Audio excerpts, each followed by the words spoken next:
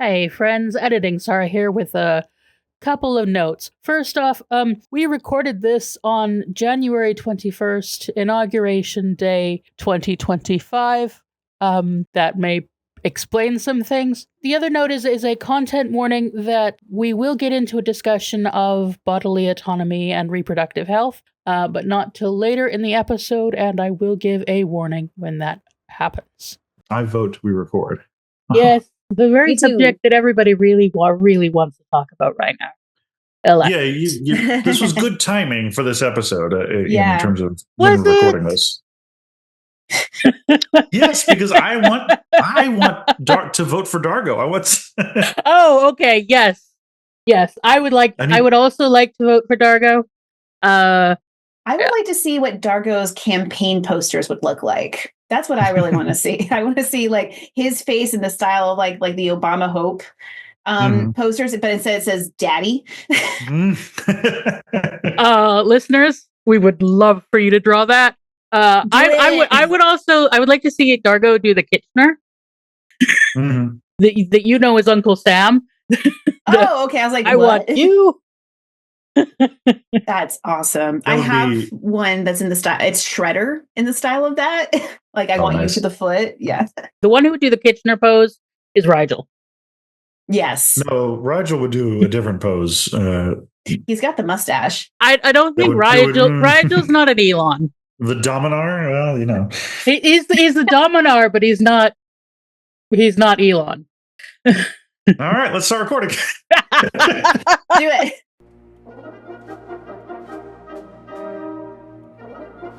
Hi, friends. Howdy, y'all. Hello. And welcome to Muppet Sex and Trauma. I'm Sara Ezzat to make the Fat Culture Critic videos on YouTube. I'm Josh Gosdin. I'm but a man. And with us today is but a lady. Yes, that's me, Mainely Mandy. Hello. Sometimes I'm a lady. She's a lady. Whoa, she's a lady. Yep. Yeah, I don't know where I was going with that, but whatever. Welcome back, Mandy. We're very happy to have you back with us. I'm happy to be back too. What number of time is this now that I've been on the podcast? Is this 4? I think it's 4. I think it's 4. I was going to say 5. Yeah, nice. Yeah. I don't think I'm quite at 5 yet. I think I'm at 4. Okay. I think I'm just shy. So yeah, it's nice to be back here again. Okay.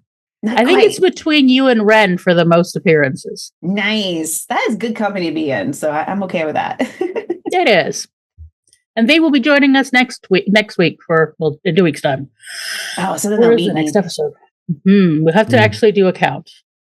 I don't want to do that. Some listener out there, do a count and post it in the comments. After you make that Dargo drawing. Yes. So we are here today. If you didn't get there already, we're here today to talk about natural election. Yeah. I think we also need, we don't just need campaign posters. I want buttons and slogans and the whole 9 yards. Anybody out there who wants to do that for for Dargo and Rigel, and what's Scorpius's campaign poster look like? Now he would be doing the Elon. Yes, he might be doing the Elon. I also just imagine him just doing that thing of like his mouth being kind of wide open and it's just wormholes or something. Natural Election was written by Sophie C. Hopkins and directed by Ian Watson. When last we left our crew, Pilot had requested that they choose one person to be ship's captain. And it seems they're still undecided. In the meantime, everyone is taking a turn, and today it's Sparky's turn in the hot seat. Other than that, it's business as usual, with Crichton hunting wormholes to the various annoyance, anxiety, or curiosity of the crew. And hey, he found one! Neato. Now there's no excuses. He and Aaron need to have the big old come to Jesus baby talk. Then bam! Something hits Moya, and everyone goes into crisis mode. The something is burning all of Moya's skin and blacking out her sensors, and causing leaks and fires. Granny is the one to figure it out. This is a ship-swallowing, space-dwelling, metal-eating Aubrey 2. It's a plant. Okay, plan A, shoot the plant. As Dargo and John prepare Lola for the mission, Gianna finds herself Aaron's unexpected confidant. Aaron is pregnant, as John suspected, but what he doesn't know is it might not be his. Oh, and please, can Gianna keep this secret?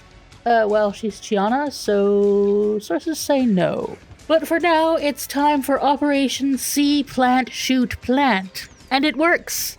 And that's it for another 20-minute episode of Farscape.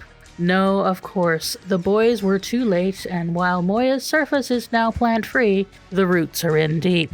Deep enough to incapacitate Pilot, and things are getting worse. While surveying the damage, Gianna lets Dargo in on Aaron's baby drama.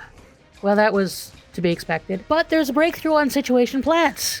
It doesn't like Scorpius. Audrey has taste. Even better, what it's actually allergic to is his coolant rods. Okay, Plan B. Flood Moya's system with coolant rod goop.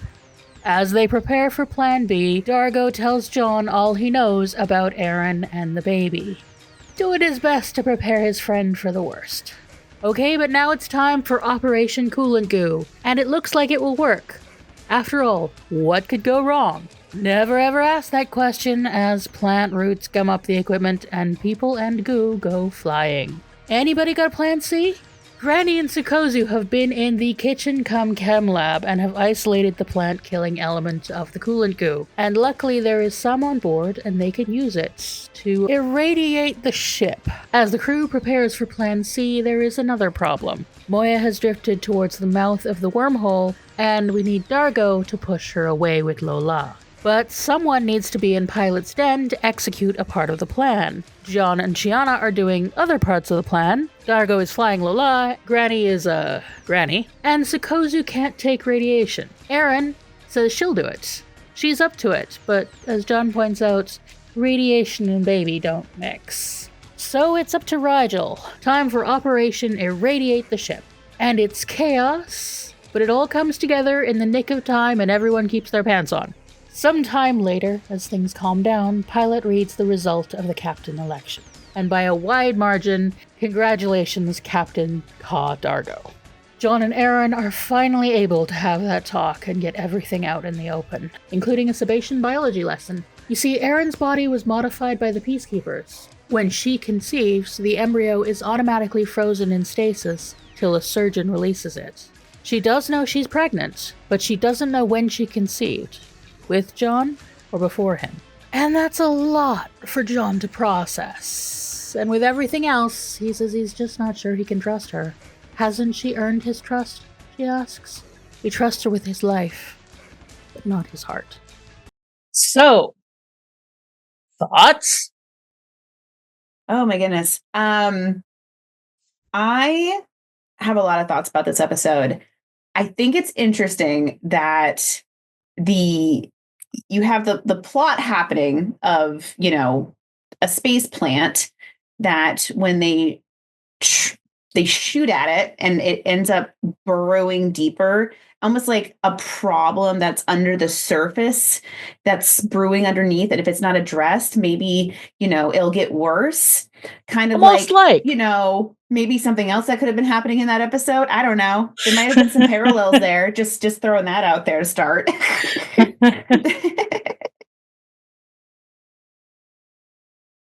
I really loved this episode. I had a really good time with it.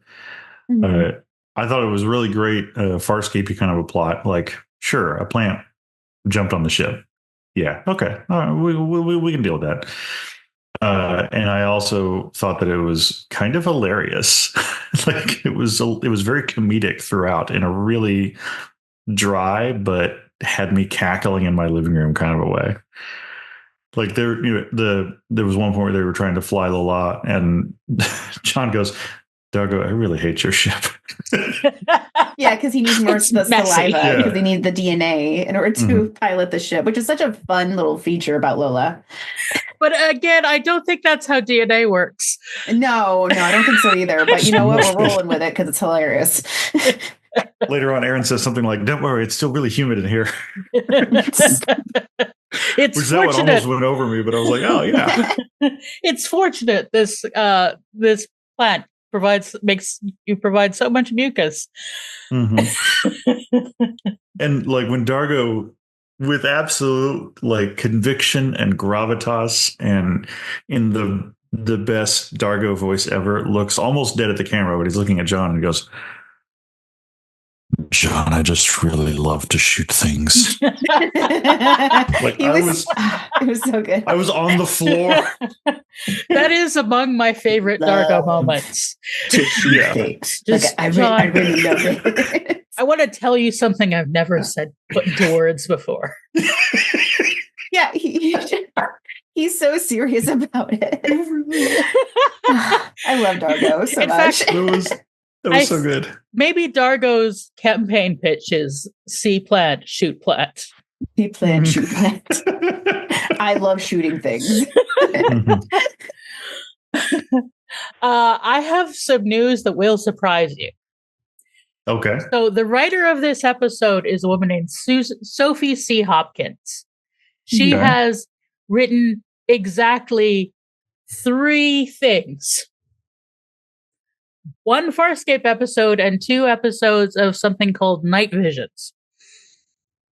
And that's it. Really? That's all she's done? That's all she's done. Oh, weird. Well, she's hopefully excelling in whatever other field she's in, because she was really good. Yeah, like this is a very solid episode. Yeah. She happens to also be the daughter of an actress called Shirley Knight. Oh, and okay, I've heard that name before. Sure. And her father is a playwright called John Hopkins, who wrote Thunderball. The James Bond. Yeah. Okay. All right. So go Sophie. Maybe she kind of tried it out just because that was like the world she kind of grew up in, and then decided to do something else completely. Maybe she. Who knows? But it is interesting that this is her first of 3 writing credits ever, and it is so good. It's so good. Yeah, it has layers. She has such like a plant. She has such a keen grasp of each of the characters too. Like everybody was very genuine, true to self, very authentic, but they were not like overwrought, over dramatic. There's some fun character dynamics at play with Scorpius and Sikozu that also looks a lot like foreshadowing. And then there's just, all the drama with Aaron and John, but played so empathetically. So like, good job, Sophie. Way to go. Yeah. And like the rule of 3, like she's got, it's very well plotted. Yeah. The structure is good. Everything's good. Yeah. It is a very good piece of writing, and it is very enjoyable. So let's dig into our layers of plant. Let's try to get down to the root. Let's do it. Let's see how many puns we can come up with. I'm not that good at puns, honestly. So but Josh is so good at puns and apparently finger guns that it's really quite shocking that he's not bisexual. I mean, you do good finger guns. You're both so supportive and affirming. I really appreciate it. You're welcome. But these layers. So one of the things I like about this episode is this like weird little rumor network that happens. Like it starts off simple enough. Like Aaron can't go into into the way of the mist that's coming out of the wall there. I can't remember what it was specifically, but it's a leak that's happening. And Chania's just like, that wouldn't stop you normally. And she's like, well, yeah, but I'm pregnant. So like, I can, like, can harm the baby. And then that turns into Chiana telling Dargo, and then Dargo tells Crichton, and also they at one point say that Rigel somehow knows, which he didn't. Like it's this little rumor network. It's sort of growing outward and spreading like Oh a my God. little something's happening there. Like a weed maybe. Like like there's some very clear parallels happening between like the way that rumors spread and the way that a plant can spread, obviously. And I think it's really well done. And it's interesting.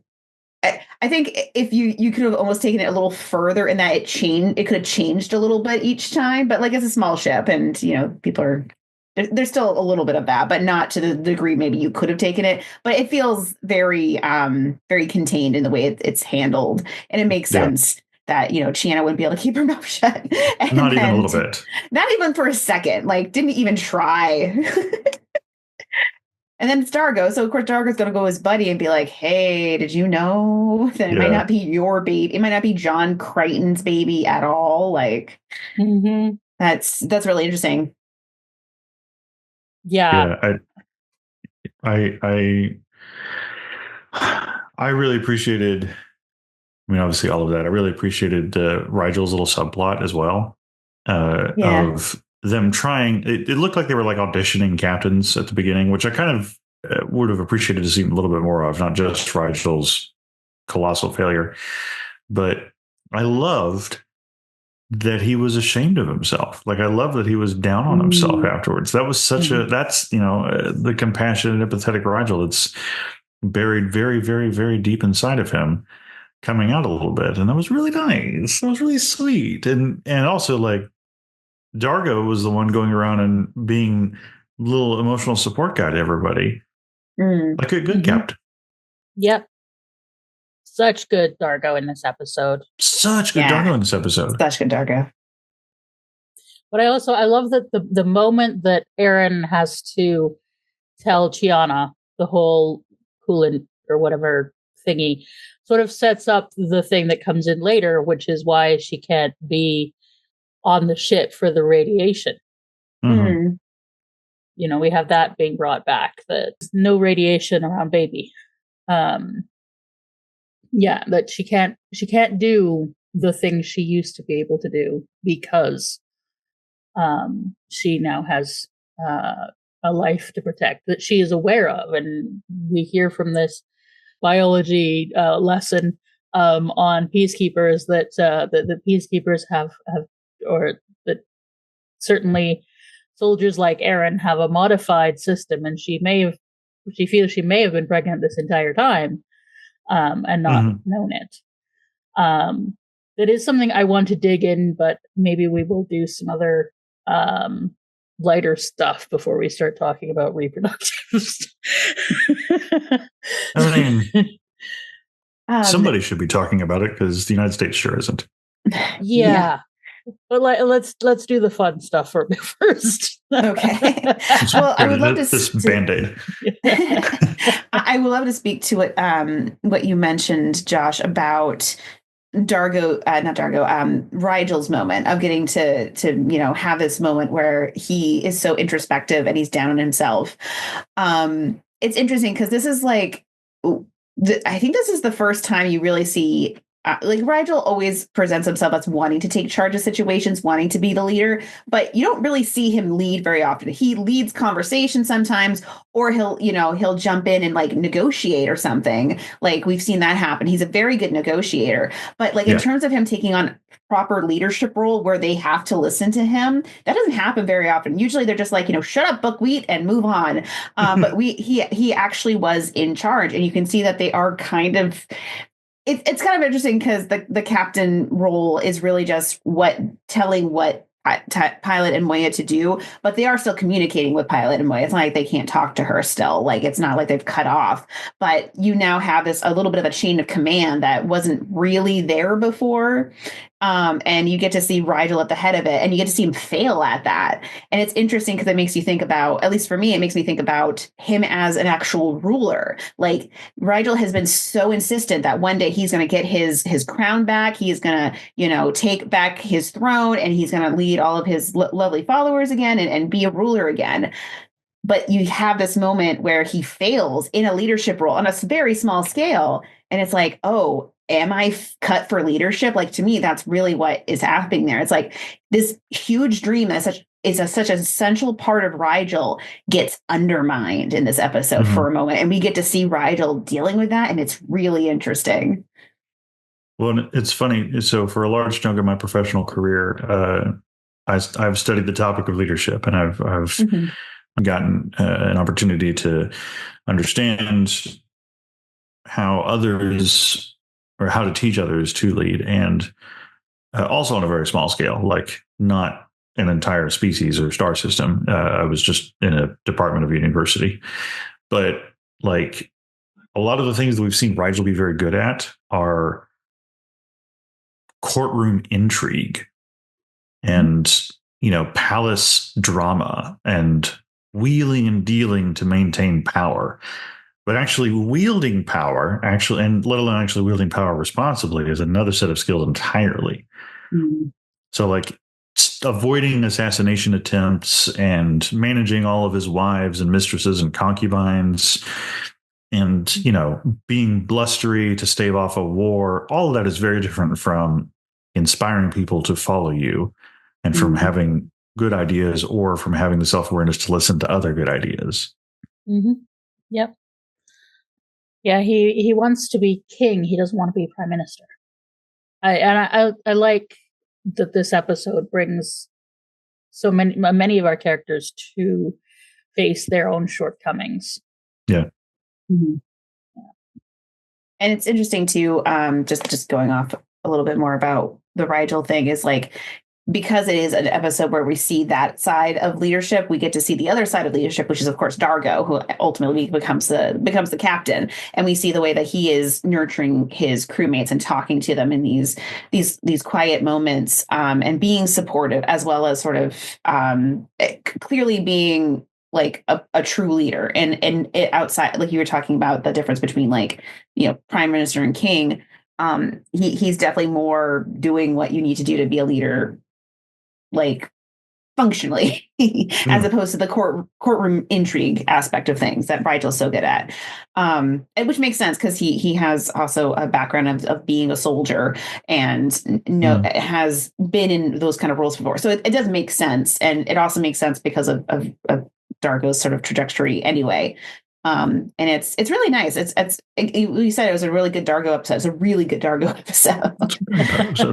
Yeah. I love Dargo and John. Well, every moment of Dargo and John, but the conversation when Dargo brings him this information about Aaron, and it is so gently done. And also John is able to be honest and be like, yeah, I considered that. And honest, and also in a refreshingly ego-free way. Yeah, I considered that.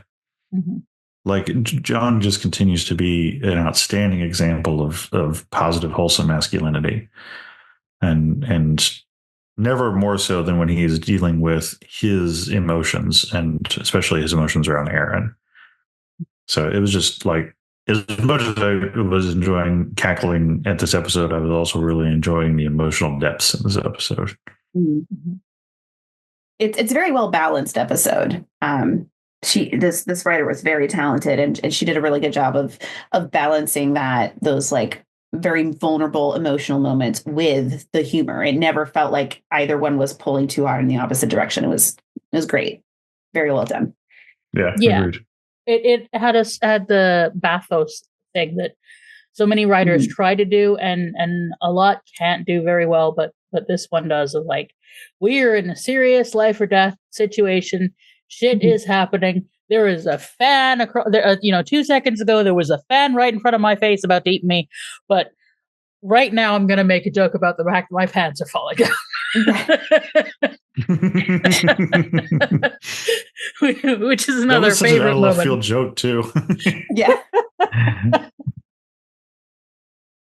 But yeah, like it's the we survived to for another day. And even Scorpius gets a good joke in there, and the if I have been starting fires, I must be very good at it. Right, and the fire start, yeah. Yeah.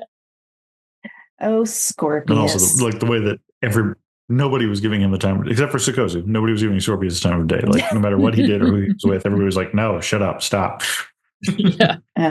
The last time I was on here, we talked about the first episode of this season, and I said that I think I made a point to say that I'm not a fan of Sikozu. I think she's a great character for the show. I just personally don't like her, and this is one of those moments where I really don't like her because she just keeps being so like, I don't get why you guys don't trust Scorpius. It's like, they know him better than you. Shut up. Read the room. Yeah. Like, it's just so annoying to me how often she's just so insistent about like, I don't get it. We should trust Scorpius. Everything's fine. Like, you don't know anything. You don't know what this man has done. Like, shut up. Mm-hmm. It's so annoying, but it also makes me laugh. Because then they're all like, oh yeah, is Scorpius okay? And they're like, we don't care. Why would we care? She's like Scorpius's demented cheerleader. She's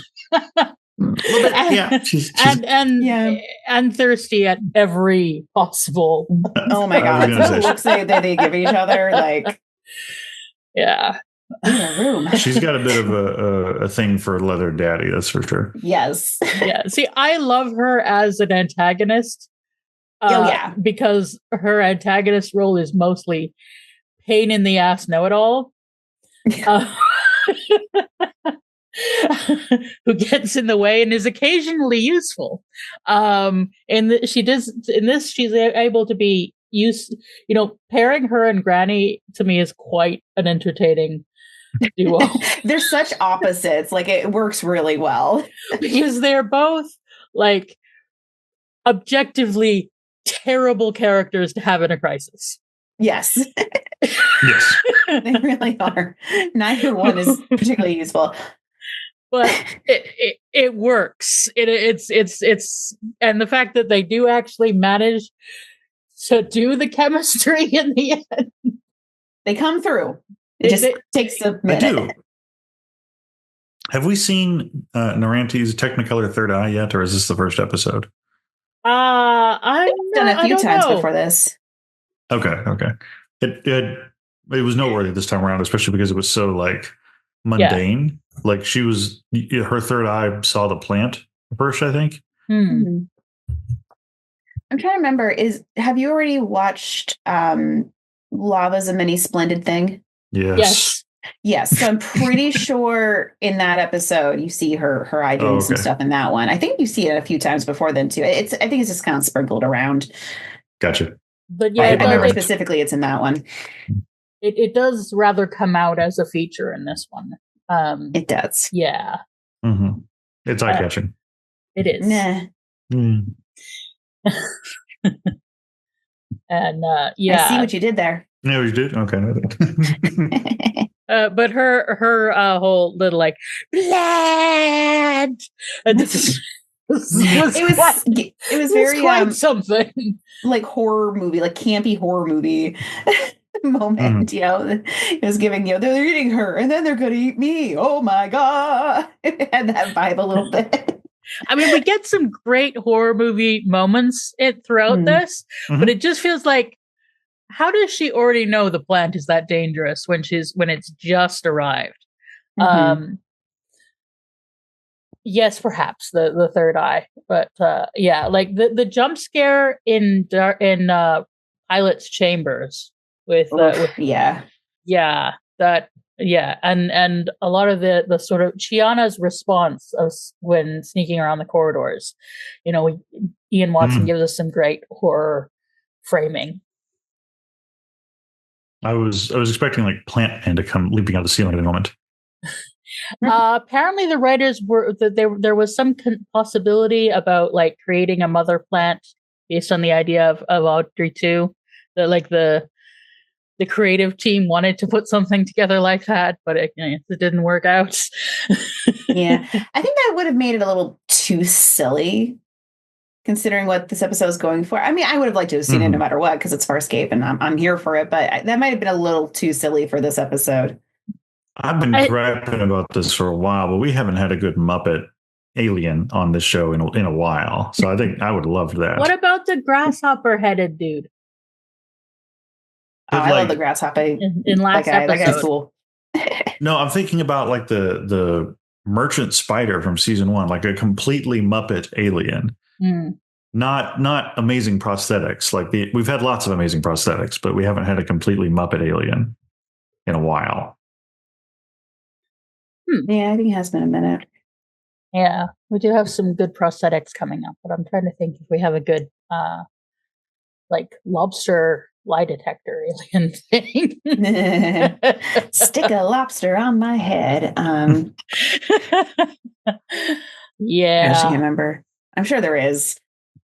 I'm hoping there is, because we always need a good Muppet. Yeah, Hey, we got Rigel. Yeah, we've always got Rigel. And Pilot, of course. Yeah. Yes. Yeah. I think the metaphor of the, sort of pulling things out by the roots and dealing with stuff that gets under the surface would have been lost a little bit if there'd been a mother plant. Yeah. That's what I was thinking. Yeah. And it was also kind of a double subversion, because the director does build up a horror vibe that ultimately gets undercut, I think, in that same scene where Dargo comes up on Chiana and he's like, it's just a plant, it's just growing. And that's kind of it. Like they don't play with horror elements past that point in the episode. So it is almost like it's building up something suspenseful, and then it turns around and tells the audience, no, it's just a plant. Like, we know what you're thinking. Yeah, it's an alien metal eating plant. It's kind of horror in the way that like the Blob is horror. Sure. It's this unstoppable otherworldly thing, but it's not conscious. Right. I think like the way it's initially played off is you think like maybe Moya got swallowed or something. Like they obviously throw out there, it's a budong, and it's like, no, it's not a budong, we'd be moving. But it does kind of feel like, that must be what had happened, or she's in like a trap or something. So then when it turns out to be plants, it does feel like, it's not as serious. But then the plant is a serious problem because it's eating into Moya. And that moment when it comes through Pilot, I think is especially disturbing. Yeah. Like that scene every time it gives me the heebie-jeebies. I don't know. It just it gets me every time. So it's still very like horrifying. It's just it definitely subverts your expectations a bit, which is great. It's really well done. Yeah. And Scorpius just being perpetually annoyed all episode, especially there in the climax when he's like laying out next to Pilot and he's like, do you want my help? I could help. He's like, I could be of service somehow another way, and they're just like, nope, you're just gonna lay here next to Pilot and be in chains. Like, and yet he does help. He does help. But I love that exchange between Rigel and Scorpius of, if please die before me so my last moments can be happy. Yeah. And also, radioactive mist makes you stronger. Yeah, Scorpio just, hulks out when he gets to rage. Like, okay. Pretty great. Yeah. Yeah. And Rigel's little, I did it. It's like, there's the Rigel we know and love. Yeah. All right. So shall we talk about communication? Yeah. And let's talk about communication. Let's do it. The failure to do so. Yeah.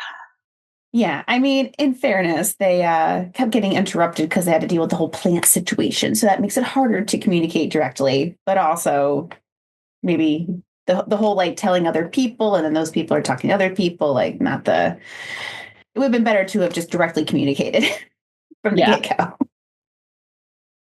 Yeah, for sure.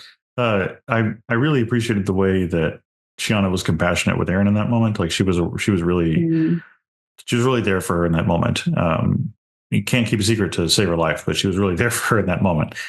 And it was played. I think both of the actresses played it very much in the like. Aaron didn't intend to tell anybody anything. It just sort of popped out. In the way that things do when we're not communicating about them. And it's something that is deeply heavy, like it's emotional, and it's a hard burden to bear, and so we want to share with people. And it's just really sweet that it was Chiana that she popped out to, no pun intended, and that Chiana was there for her. Like that was really sweet. I was really happy, and then couldn't keep her mouth shut. But yes, it was great up until that point. Well, that actually makes me think of something else that's a bit of a theme here, which is what can you trust people with? Because they all trust each other. Well, apart from Scorpius and Sukozu. Well, those two trust each other, but nobody else does. But it's like, what can you trust them with? Because you can trust Chiana with your life. You cannot trust her with her secret.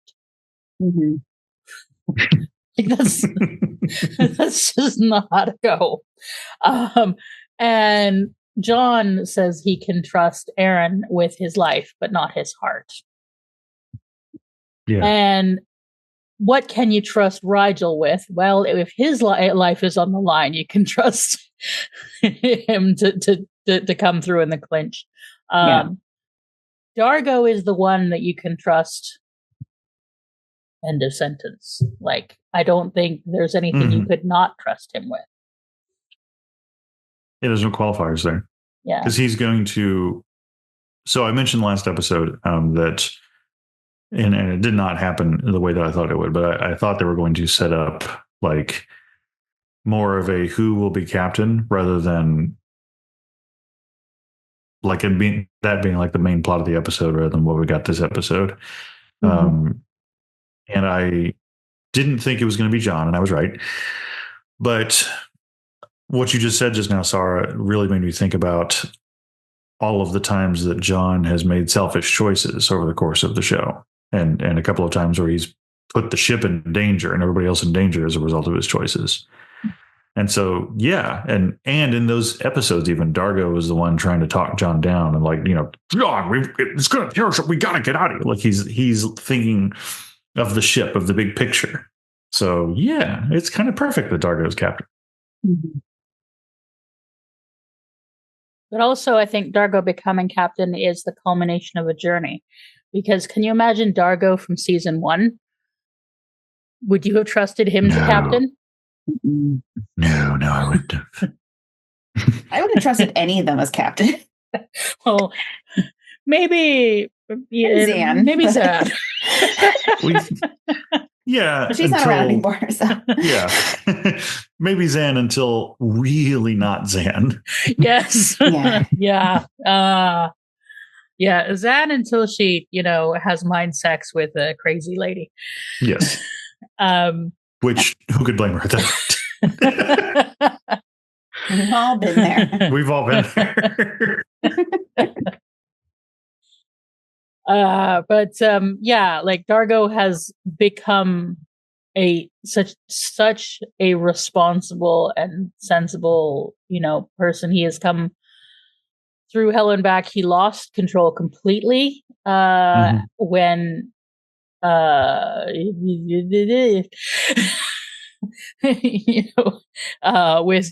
Chiana and yeah.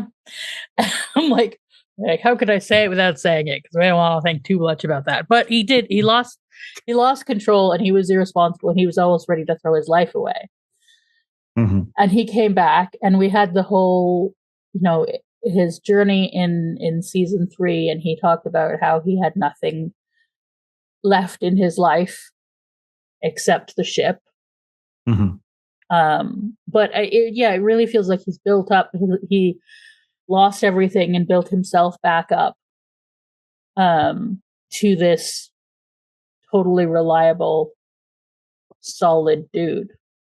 Yeah. A man's man, a bro's bro. Man's man, I like that. But not in a podcast bro way. No. He's like a real bro. He's like a wholesome bro. A true bro. A true bro. Sorry, my brain immediately turned into the song True Colors, but I see your true bro code coming through. I don't know. I was vibing with you. I was going with it. Okay, thank you. I started to lose it as I was saying it. Yeah, it is really, I really love how much all of the characters have grown. Even Rigel has grown. Like they've all grown in all these really interesting ways. And you really, I think in this season especially, see that. And seeing the way that Dargo, I mean, yeah, Dargo has gone through so much. I mean, between losing his wife and being, falsely imprisoned for her death, and losing Jotham and Chiana and everything that they've gone through on the ship of Moya, with Moya and everybody. So and now he does have this ship, and he's gone through so much, and he really does seem like he's very much matured. The way he's handling his emotions is a lot better. Dargo a season ago probably would have been a lot angrier about the plants. He would have been in there like we're just ripping them straight out. I mean, he does shoot at them, but like he shoots at them in a very careful way. Like he shoots at them in such a way that it doesn't hurt Moya, and that's huge. I don't think Dargo a couple seasons ago would have done that. And he also like catches I forgot about this when I was talking about all the ways why it's right that he's captain. Like he takes a minute and make sure that everybody's on the same page about shooting Moya or about shooting the plant. Like, and sure, Naranti and Sikozu are late to the pitch there, but like he's like, are we good? Like we're ready? Everybody good? Okay, here we go. Yeah. Mm-hmm. So, baby drama. Baby drama. Okay, and I think this comes with a bit of an extra content warning because I think we're probably going to get into some bodily autonomy and reproductive health stuff. So, yeah, if that is going to be a bit much for you, I will put the code in. I shall attempt to put a code in for when you should skip to. Skip to minute 52. You said you had a take on this, Sara.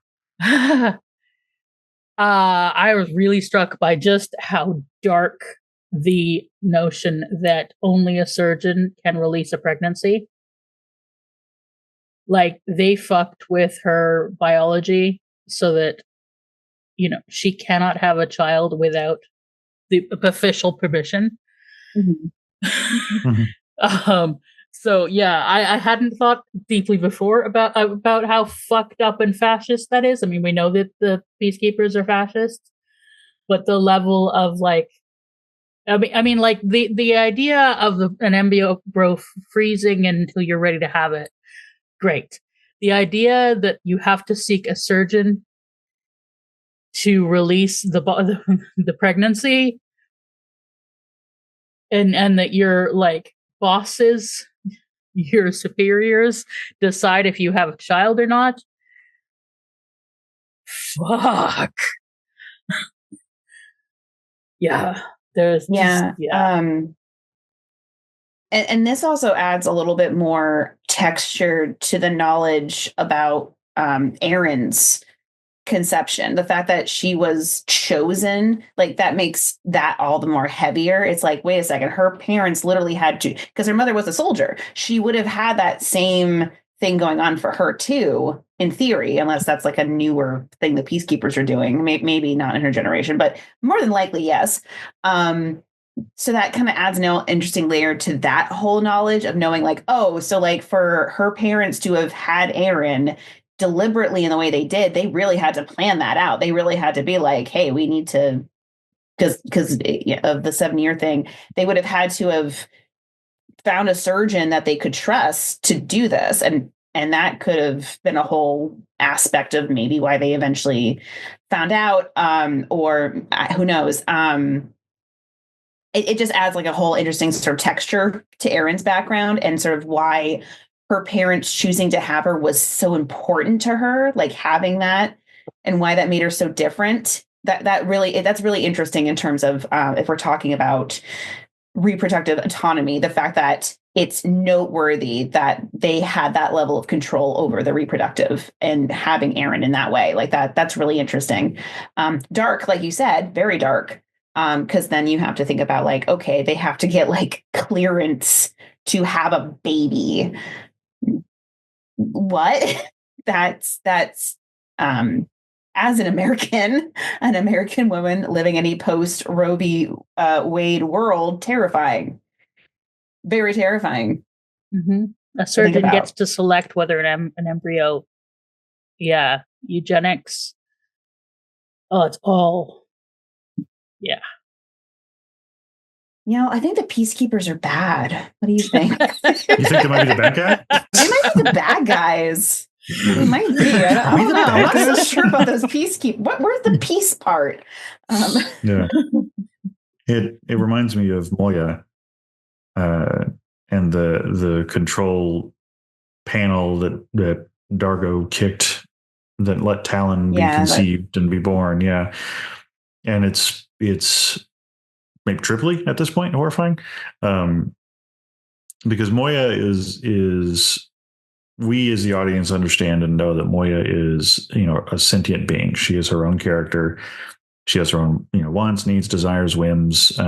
She has instinct, and most of that instinct is to care for her crew. But she also has shown a number of times where she has autonomy, and she'll override even pilot. But within the context of the show, Moya is whale coded. She's livestock coded. And in particular, the Leviathans are treated like pods or families or herds. So either that means that the peacekeepers view their women on the same level as livestock, or that means that they view all sentient women as needing to be controlled. And both are awful in a very depressing way. The thing about the peacekeepers, as we have seen them as well, is that they don't seem to distinguish gender mostly. Not in the soldiers. It's as if they've cordoned off the reproductive organs. And every other aspect, everyone is coded man. And coded soldier, too. Like they're pure cannon fodder bodies. And they're allowed to recreate with those bodies. But the superiors control whether or not there are children. Mm-hmm. And refuse to let them have relationships or families. But yeah, I'm not sure that they even distinguish between men and women. I feel like they have erased women. We do have Greza as an example, but she is very much the sort of exception to prove the rule, in that because all the other women we've seen have been very much coded masculine. Even Jelena was not, but even that seemed like a subversion of what she was expected to be. They have erased gender and instrumentalized their soldiers, and that includes their reproduction, which is by the way, folks, which is what fascists do. Just in case we weren't clear. Yeah, it's interesting because Greza is a very, very feminized Sebastian woman as a peacekeeper, which you don't really see that much. Everybody else has kind of the same sort of uniformed look, and then she sticks out like a sore booby thumb, and that makes her a very memorable character, and it's fun. And Grace is, she's not my favorite character, but she's fine. So like that is interesting. But yeah, like the erasing and the control of the reproductive system of Sebastian women and peacekeeper ranks. I mean, it's very like, they don't want deviation. They don't want they want to control the population to serve them ultimately. Like that's what it comes down to. If you're gonna have babies, those babies are going to be peacekeepers, soldiers, and they are going to be used to fill ranks. They're going to be used to fill in the labor force. Because obviously some peacekeepers aren't soldiers. Some of them are also techies and such like that. So there's very much this attitude with peacekeepers that, there is no individual, there's no human, there's no, I don't know, they're not humans, but like, there's no personhood there. You are here to work in the machine of keeping the peacekeeper state going. And that is what you do. And if you don't serve that purpose, then why we don't want you. So that's why we have to control what you're doing in this in this really uncomfortable way. And it's interesting in the sense that like it serves the plot in a fun way, because now we have this like thing of, oh, we don't know if this baby is John's. It has nothing to do with whether or not Aaron loves him, has nothing to do with like anything like that. It's just that's literally the way her biology works because of what the peacekeepers did. And it's just this other layer too about in serving in the larger thing of what the peacekeepers are and what fascism does and what this ultimately like serves, this monster that serves space capitalism. Like it's just it's really well developed in how it's serving the themes of the episode and it's serving the themes of the show itself. I don't know if any of that made sense. I feel like I just rambled a lot. No, it made sense. Absolutely, 100%. I have a lot of feelings right now. I'm an American woman. I'm not doing well.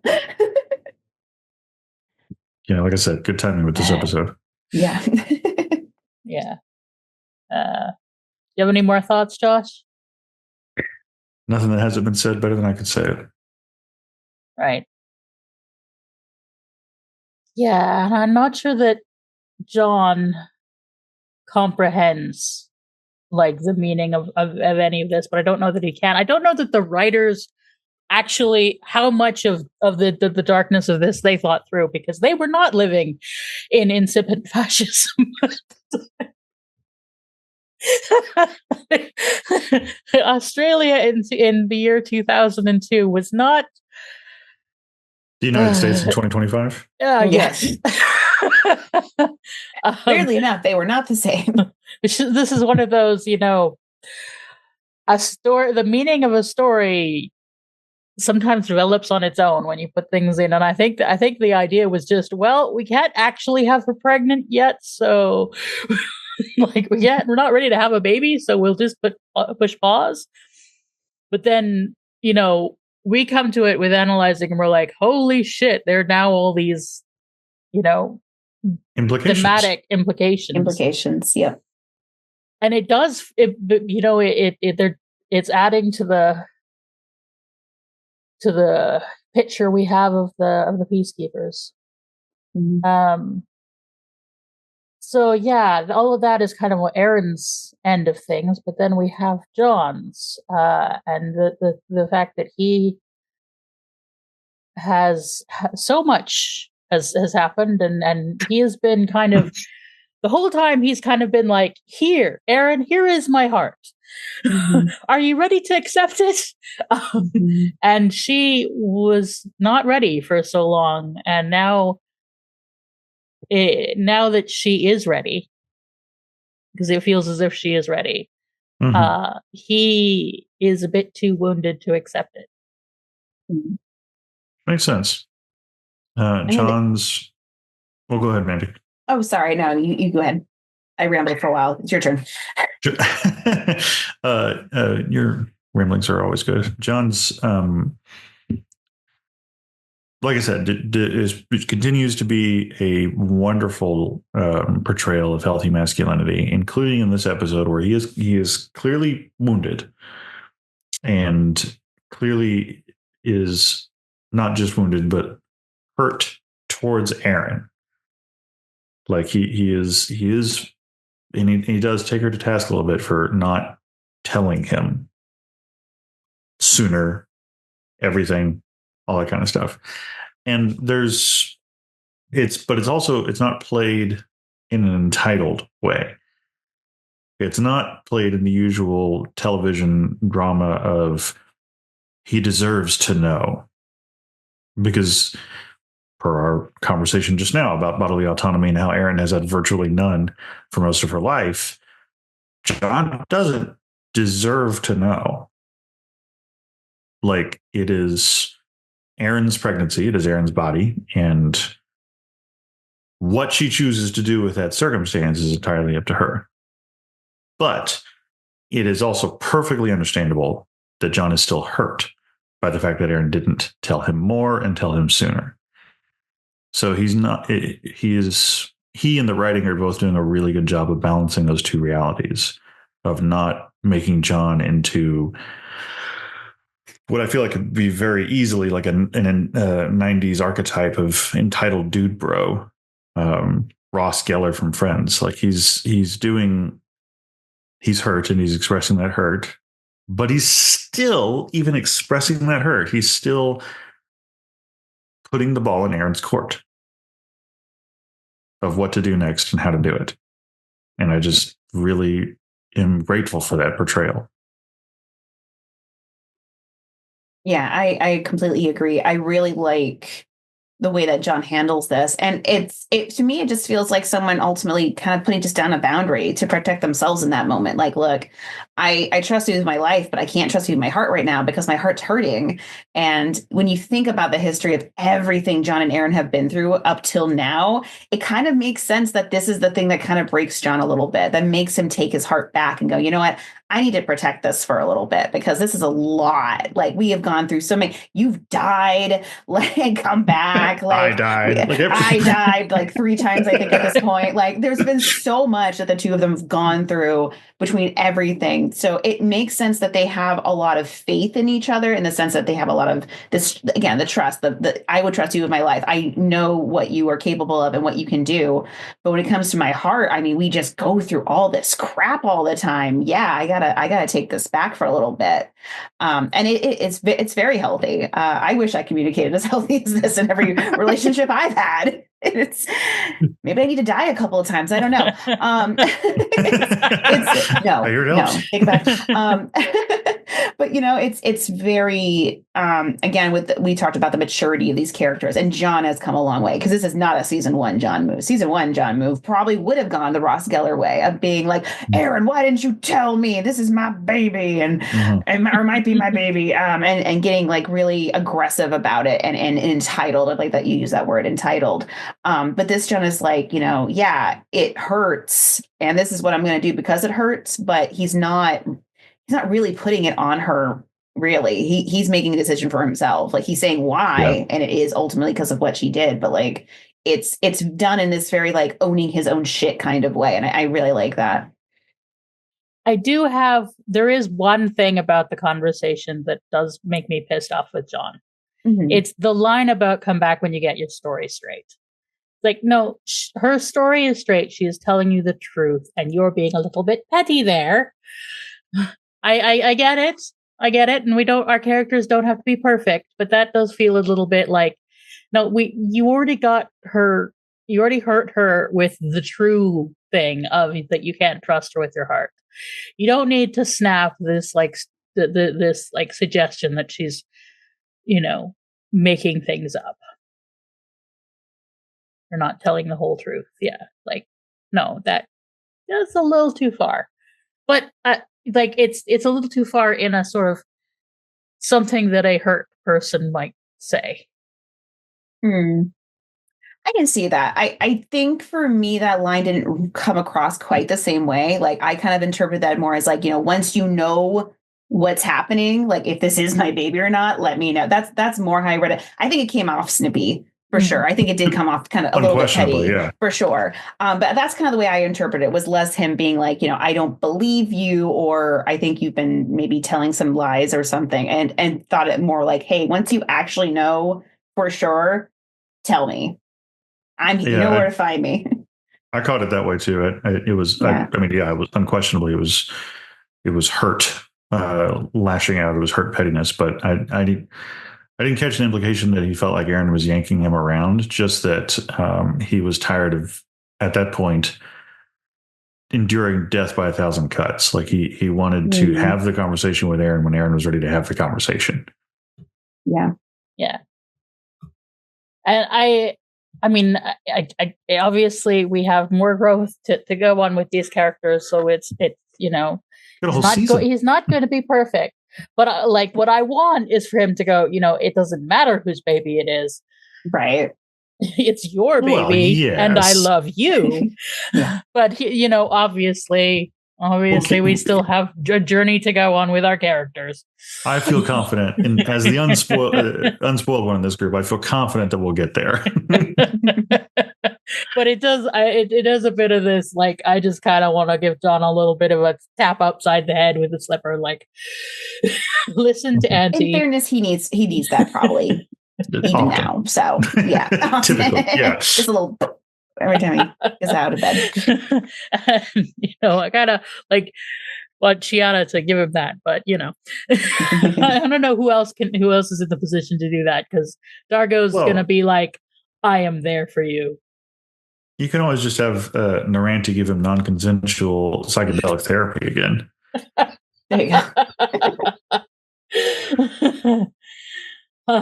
Okay, so and do we have anything else? I know we talked a little bit about him, but I feel like we need to talk a little bit more about Scorpius on the ship, because it's just such an interesting dynamic right now. Because, John was obviously chased by him for so long. He was imprisoned by him at times. He worked with him on wormholes, and then took down his entire freaking project, and then a glory of smoke and everything. It was so good. I love that episode so much. And now Scorpy is in chains and is imprisoned, and nobody trusts him. And the only one who will give him the time of day is the annoying brat who thinks she knows how to pilot Moya better than Pilot. Like, it's a very interesting, change for Scorpy to see him in this very unpowered position, but it's still Scorpius, and we know he's up to something, probably. Like, we don't trust him as the audience. I know I don't anyway. Like, I know he's up to something. So it's very interesting to be like, okay, when is he going to do something? Did he set the fire? No, he didn't. Okay. But he could. It's Scorpius. I wouldn't be surprised. But he could. Cool. Yeah. It's interesting because we talked about this a couple of episodes ago. They are redoing,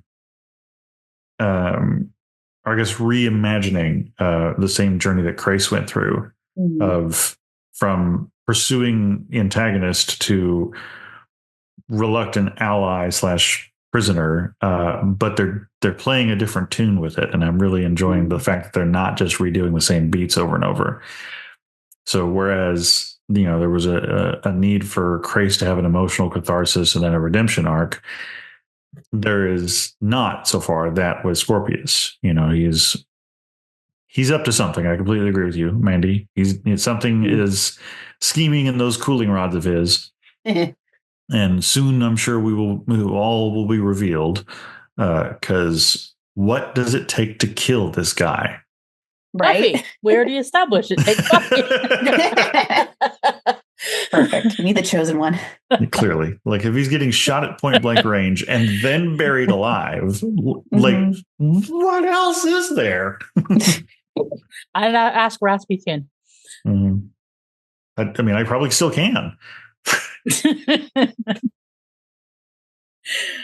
Yeah. Yes, I wonder what Scorpius is up to. Yes, Josh will have to wait to find out. I'm trying so hard not to say anything right now, because part of me just wants to be like, oh, there's some good stuff coming, but I will not say nothing.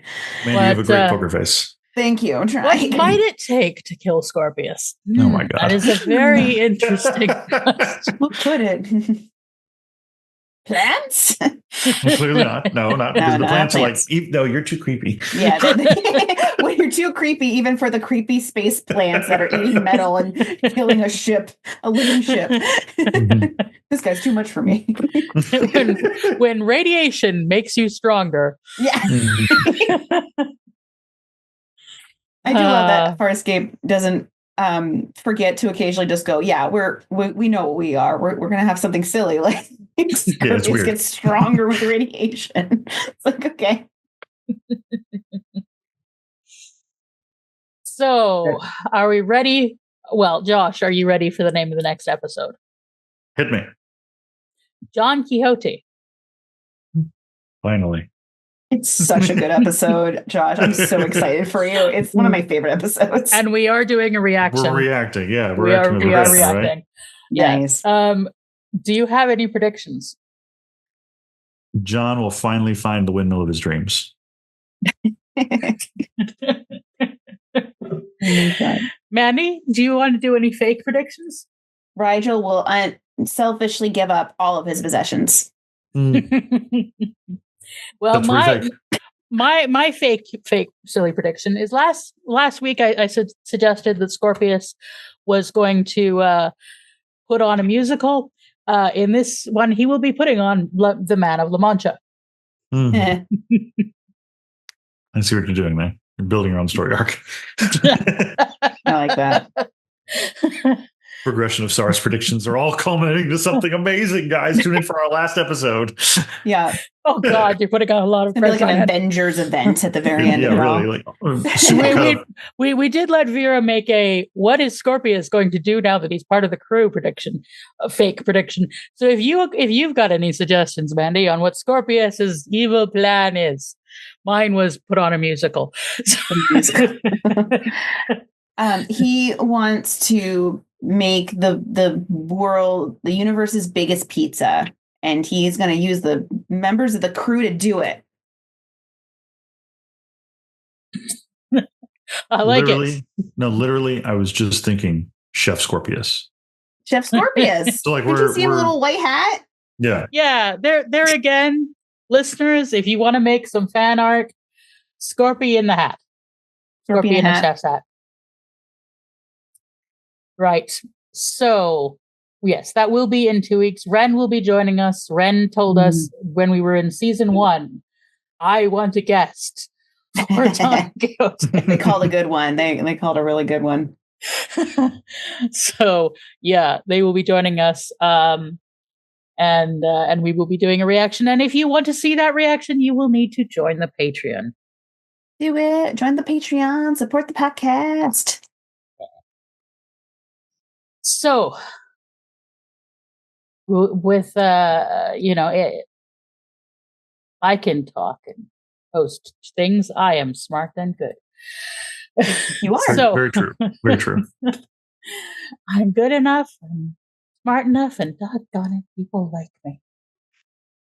And you two are an entire generation too young to get that reference. I have heard that before. I definitely get that reference. Okay. You are not that much older. About to say. I know that reference. I've heard it. Okay. So what was your favorite part of this episode?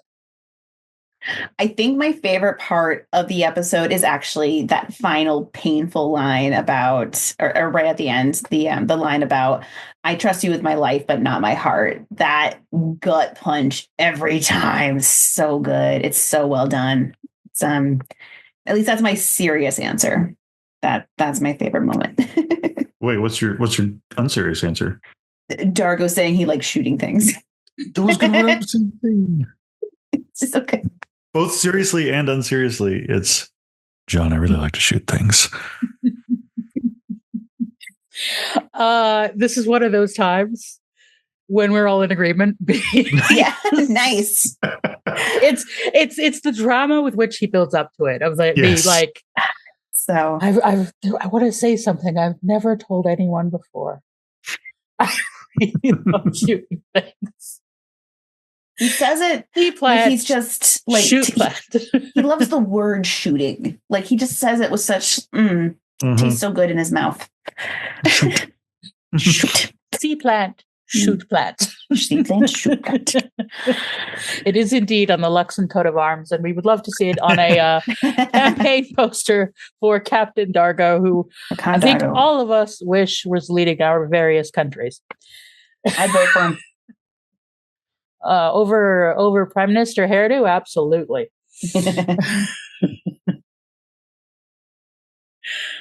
Yeah.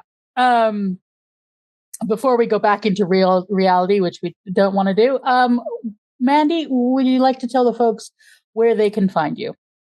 I sure would. Thank you. You can find me over at my YouTube channel. It's called Mainely Mandy, as spelled like the state of Maine, because I'm cool like that. I talk about a variety of subjects, mostly about polyamory, but I also have videos about imposter syndrome, fat phobia. A recent one I did was actually about Mike Flanagan, who has made a number of Netflix shows I really like, and how he talks about death, which was a fun little video that I finished out last year with. So if you like light-hearted subjects like death and fat phobia, come to my channel. And you can also find me on the social medias. I am trying to back away a little bit from meta-based things, but you can find me at Mainely Mandy basically everywhere. I really enjoyed your death video. Thank you. I liked making it. It was a lot of fun. I wish you'd done better, but I haven't watched it. I haven't watched it yet, but I'm dying to. And where can folks find you? That was great. That was really great. You can find me growing through the walls, corroding through the ceiling, and basically just invading your giant living spaceship, and also on Instagram at Josh Gosdin. You can find me on YouTube at The Fat Culture Critic. I did a video recently about sort of trying to process stuff around the disturbing situation around Neil Gaiman. Video is done quite well, I think, for at least for my channel. I think people are finding it rather cathartic. Which catharsis is good, because that situation is very sad and disturbing. You can also find me on Blue Sky. And also climbing through walls, because I'm gonna take I'm gonna close down our the channel's Twitter this time, as well as I have already closed down my own. You can find us on Patreon. We also have a Blue Sky for the pod, and we have email for the pod as well. If you want to send us those pictures that we've given you prompts for, and thank you, Mandy, for joining us on this very day. Yeah, thank you so much for having me. It was a lot of fun. I'm always up for talking about Farscape, especially as a distraction from real life. Mm-hmm. America. Like, our list of social medias is dwindling because Yeah. Yes. Who knew the Google Suite was going to come out on top of all this? And now that I've said remember that, me? now that I've said that, I'm sure the Google CEO is going to go off the deep end. Oh, I'm sure. Anyway. Yeah, sadly we have to return to reality and get out of the Uncharted Territories. Who knew that the fantasy fascism would seem so good?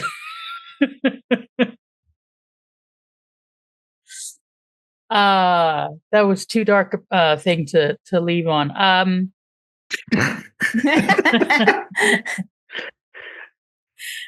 I actually have something that I wanted to read. This is from the final speech of the great dictator. To those who can hear me, I say, do not despair. The misery that is now upon us is but the passing of greed, the bitterness of men who fear the way of human progress. The hate of men will pass and dictators die, and the power they took from the people will return to the people, and so long as men die, liberty will never perish. Soldiers, don't give yourself to brutes, men who despise you, enslave you, who regiment your lives, tell you what to do, what to think, what to feel, who drill you, diet you, treat you like cattle, use you as cannon fodder. Don't give yourselves to these unnatural men with machine minds and machine hearts. You are not machines. You are not cattle. You are men. You have the love of humanity in your heart.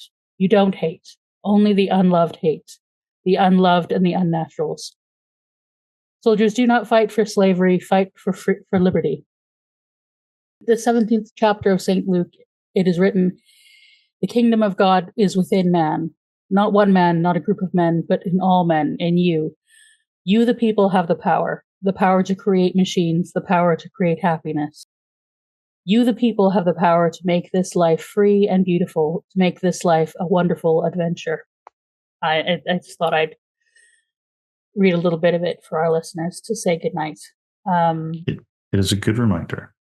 So, folks, wherever you are, take care of one another. Bye, y'all. Bye. Bye. Kitty.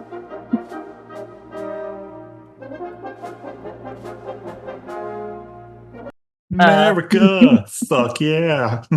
More like America, fuck no. Fuck yeah.